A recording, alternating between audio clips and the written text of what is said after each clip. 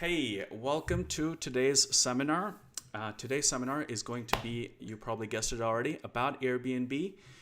And the title for the seminar is Cereal Boxes and Cockroaches. And you'll find out soon in the next 10 minutes what that means. Now, before we start, anyone here can please give me a description of what is Airbnb and what do they do? Annie and Alex, you guys decide who gets to talk. Andrew is holding up his hand, I can see. Go ahead, Andrew. So, Airbnb is basically like this thing where, say in Tromso, you have an apartment, and Tromso is like a really popular tourist destination, right? And you don't live in that apartment, you live somewhere else. So you're like, I might make a bit of money off this apartment, so I'll like list it on Airbnb, or like make it an Airbnb. So then people can say, I want to go to Tromso, so I'm going to see if there's any Airbnbs available. And then they see that Airbnb, and then they just live in that house for like a week when when they're visiting Tromso. Thank you very much, Andrew, for a great pitch for Airbnb. I loved your enthusiasm while you were telling us that. Before we start this, who here would say that Airbnb is a good idea? Like the fact that you can let someone else stay in your house and you can make some extra money that way and they get a local experience. Who here, please raise your hand if you think that's a good idea. Can you guys see? Or send a message in chat. Or send a message in chat. Let's see here. 2 people. 3 people. So who here would say, that's most of you, who here would say that Airbnb maybe is a bad idea? Anyone wants to go? Andrew is raising his hand. Go ahead, Andrew. So Airbnb is a bad idea because say you had your apartment in Tromso and then somebody comes, buys or lives in the apartment for the Airbnb, right? For a week or something when they're visiting Tromso. But then they go there and just absolutely trash the place. And they have insurance. Airbnb have insurance. And then they just throw a ton of bottles around and they smoke a lot and bad things happen. So, yeah, but then they can give the person who's staying there a bad review, and the people who are hosting them can say to other people not to do, not to have this. Very good point. And then also, Finn said something, Yeah, in fairness, a bad review for trashing your house is not a very good deal. Of course. And also you said that they have insurance, right? So that if that happens, you actually get reimbursement and then you get your place fixed up. So you guys know... They contacted us or the guy that was staying there's insurance company. Anyone here has stayed in Airbnb or has rented to someone else their house? I've stayed in one in Tromso. That's a lot of people. All right, so let me tell you guys about how this company started. So let me see if I can get this out. So we're going to have to go back to 2007. Imagine that you have an idea. You're a designer. You're just fresh out of college. And you want to work with your one of your best friends. And you pitch an idea to that person. Well, that is what Joe, this person on the right, had. And he pitched this idea to his friend from college, Brian. And I'll show you exactly the idea because we actually have a screenshot from the email that he sent. This is what he says. This is September 22nd, 2007. Brian, I thought of a way to make a few bucks, turning our place into designer's bed and breakfast, offering young designers who come into town a place to crash during the 4-day event, complete with wireless internet, small desk space, sleeping mat, and breakfast each morning. And so what he was saying is that there's a designers conference happening just right now. What if we opened our homes and invited people that are coming over? This is a very popular one, the conference, and there are people coming from all over the world. And they actually end up doing that. They put up a website, really just the two of them. They're just designers, so they use something called WordPress to put it up really fast. And they get it out to people. And they actually end up getting 3 guests. And these are all 3 people that were interested in design. That's why they came to the conference and they stayed in their apartment. It was Kat, Amol, and Michael. Kat was a 35-year-old designer. Amol was actually a person from India who came all the way from India to stay there. And then Michael was a father of five kids, father of five, from Ohio. Now, what happened during this time, these 4 days that they were there, is that, first of all, they had a little bit of a hard time making rent that month. They ended up doing that, Brian and Joe. But that wasn't the most interesting part. What was the most interesting part was that they actually became friends with these three people. They hung out, exchanged stories, and they showed them around San Francisco. And so after that, they had the idea, do actually maybe people want to stay in homes rather than hotels? I mean, we just had an amazing experience just these past couple of days. Maybe there's something there. And so they think, you know what, let's start working on this idea. Now, there's a problem. None of them are coders. They're two designers. They don't know how to code. So Joe thinks back to, well, you know what? I actually used to stay with this guy who was a coder. I think we can have him help us out. It's a previous roommate of Joe, and he's really good at coding. He got a computer science degree from Harvard. So he joins them, and the three of them become a team, and they start working on their idea, Air Bed and Breakfast. They work really hard. You know, Nate is a good programmer, so he ends up being able to create a website, to code the website in just 3 weeks. And then they launch the website, and they're really excited about it. And this is the first version of the website. Pretty simple. You can book a place. This is the little search bar here. And then you can look at listings. You can stay in people's homes. Question to you guys. What happened after that? Who wants to guess? What do you guys think? Andrew's raising his hand. And Rayan is raising his hand. Okay, Rayan, you go. What do you think happened? And Sydney also. The company blew up. What do you mean by blew up? Like it became really big? Yeah. Uh-huh. Okay. Okay. That's a very good guess. Andrew, do you agree? Yeah, I think it turned into a company called AirBnB. Uh-huh. Sydney? What do you think, Sydney? I was born. That's what happened after. You were born? You were born. Okay, well, that's a fact. Anyone else wants to make a guess before I tell you? Finn, go ahead. Most companies are probably completely crashed at the start, then picked up speed. Aha, there we go. That's a little bit more closer to the truth. So let's see what actually happened. What actually happened was that they had an empty wallet. And what that means is that there was nothing. There were crickets. There was absolutely no one on the website interested in using it. And do you guys think that they gave up right after that then? Yes. Yeah. Let someone else build Airbnb. We'll just sell that idea to someone else.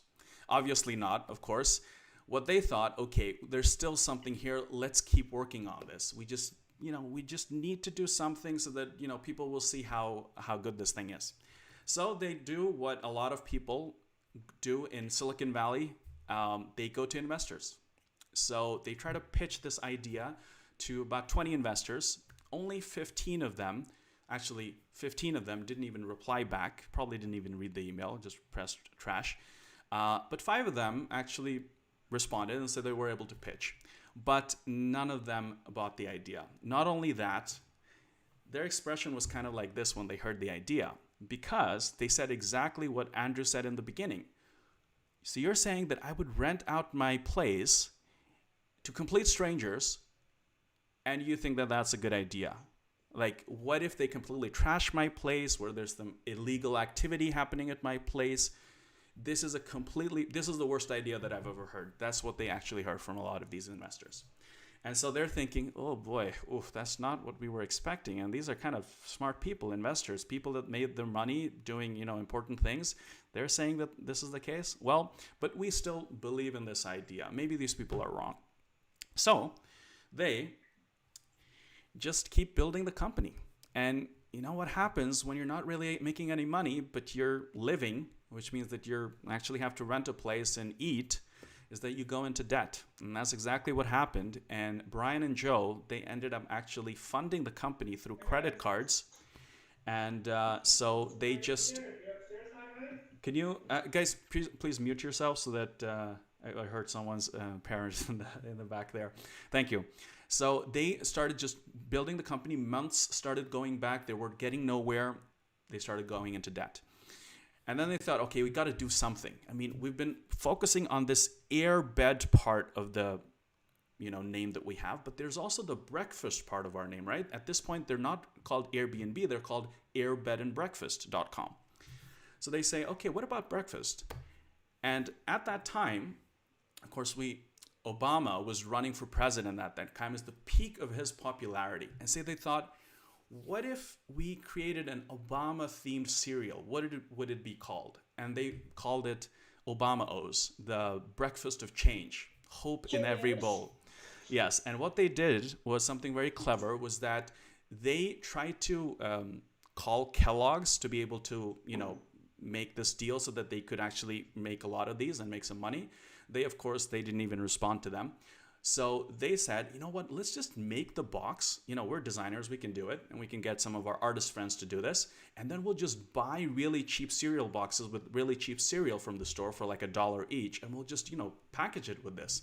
And what if we sold them for $40 each? And we'll create 1,000 of these. And they got their friends to, help them so that they could actually do it without that much upfront cost. Now, what do you think happened here? They get sued. They did not get sued. Well, that's a great suggestion. Now, this is where... that should have happened. That should have happened, yeah.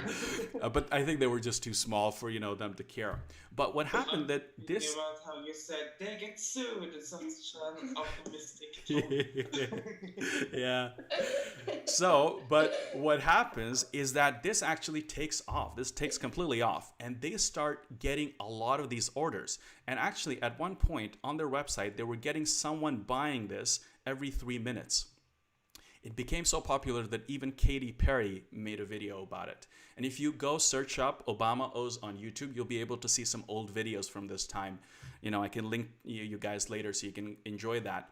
But even CNN made a little video on it where you can see Joe and Brian from that time talking about this.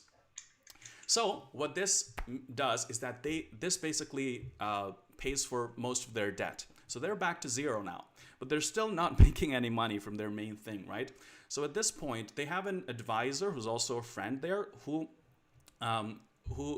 tells them, why don't you come over to Y Combinator? That's a place that's an accelerator where you have people that fund your idea. So they give you $20,000 and you get 3 months to work on your idea. You can just focus on that and you can learn from other people that have built successful businesses. And they're like, okay, this is exactly what they need. And so they actually go to the interview for this. And, the person there who started Y Combinator was completely not interested in their idea like everyone else. And he was actually trying to persuade them to work on a completely different idea during the interview, 2 minutes in. But then at the end, when they were basically like, yeah, we're never getting in here, Joe takes out the cereal box and then he gives it to the person who's interviewing them. And he's like, this is for you. And it's like, what do you mean? No, this is like how we made $40,000 to get out of debt. And then the person is like, okay, so if you can convince people to buy $40 worth of cereal by doing this, you can basically survive anything. And so they actually get accepted based on that. So they're obviously very happy and they get into this and they start focusing in on their idea and really just, zone everything out. And they're like, we're going to get profitable. We're going to make money. We're going to make this work. So what happened was that they got $20,000, of course, from Y Combinator to work on this. And this is just a screenshot from one of these batches that they hold there. But there was a problem. Again, this is when the financial crisis was at its peak in 2009, beginning of 2009. And then the investors are like, the good times are over. We've been investing so much for the last couple of years, but now we're going to go into a cold winter where no one's going to be investing. And then the team is like, oh my God, oh, not again. Another problem. But they're like, okay. The housing market and they're a housing company. Exactly. They're a housing company. and the housing market is crashing. But there is. What did they invent? What were they trying to do? So they are the company that became Airbnb, where you can rent out your home. Oh, Yeah, okay. yeah. So what happened was that this is one of the this is the person who started Y Combinator, one of the people, and he says that the only people that will survive are cockroaches, and you're a cockroach. So he gave them this advice: make money as fast as you can, become profitable, and that way you can survive. Don't lean on any investment. Because the whole idea of Y Combinator is that at the end of the 3 months you get to pitch to investors, then they put tons of money into your company. That was probably not going to happen this time. So they said, you know what, we're going to become ramen profitable in these 3 months. And what that means is, can anyone guess what that means? What is ramen profitable? Ramen profitable based on this noodles. Very, very That's it, not even quickly. noodles. They made top ramen. It's macaroni, isn't it? So they sell ramen based on a lava and become profitable. Yeah, right. And then they get sued. Good suggestions. It means I don't think they can get sued for making macaroni. yeah. So what ramen? They can keep the money for a long time because ramen is like long time Yes, food. exactly. So that means that if you only eat ramen, Ramen is the same as getting sued for making chips, which actually happened in Norway. wow. For real? Really? Chips was trademarked, so we had to call them potato chips. So what it means is that if you only, as Henrik was saying, if you only eat ramen and you only pay rent, you're ramen profitable. So your expenses are really low. So Brian, this is an email where Brian, who's the CEO and co-founder of Airbnb, he's emailing the people at Y Combinator to update them, and he's saying that we've done $734 in fees so far, and if we're going to be at 1,000 a week, we're going to be ramen profitable. And so at this time, they're working so hard at it. They're coming up with new ideas all the time, and some of those ideas are actually working. So at this point, people are actually starting to use their site, and they're finally getting to see some growth. Now, after this very hard work and basically struggling for more than a year since they initially started this idea, things start to finally look a little bit positive for them, because at the end of Y Combinator, they do get an investment. So initially they got an investment of $20,000, which is how much in kroners? Like 200,000. 200,000, yeah, if you do like times 10. So how much do you think they got in kroners in investment at the end of Y Combinator?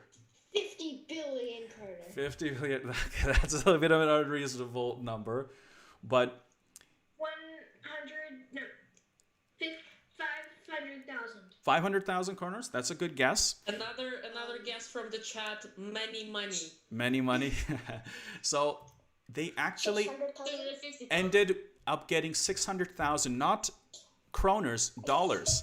So that's basically close to 6 million kroners. Not just like that, but when they got it, they got all that money.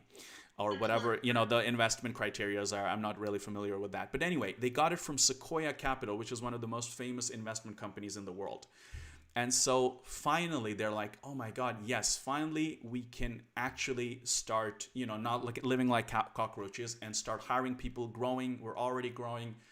And now finally people are getting around to this idea.